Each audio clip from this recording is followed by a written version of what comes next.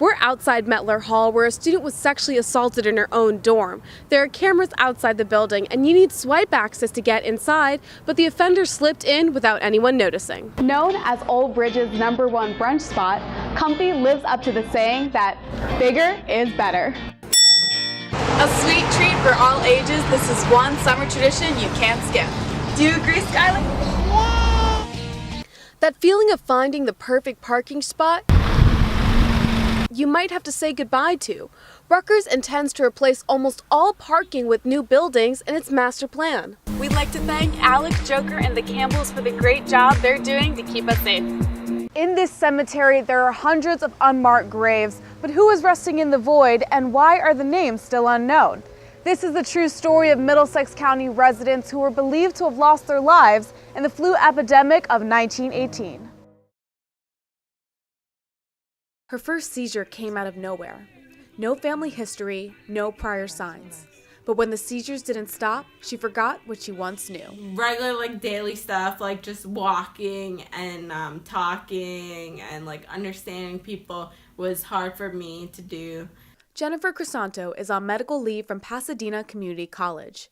She was a restaurant hostess, student, and musician when she was admitted to the hospital for chronic seizures. When inflammation started in the left side of her brain, she couldn't even say her own name. Jennifer Crisanto. Crisanto. Chris. Say Chris. Say Chris. Tan. Ta. To. Ta. When her mother brought in a guitar during occupational therapy, things began to click. I didn't have to relearn everything all over again, because there was some part of me that still remembered how to play these simple chords or this song in general.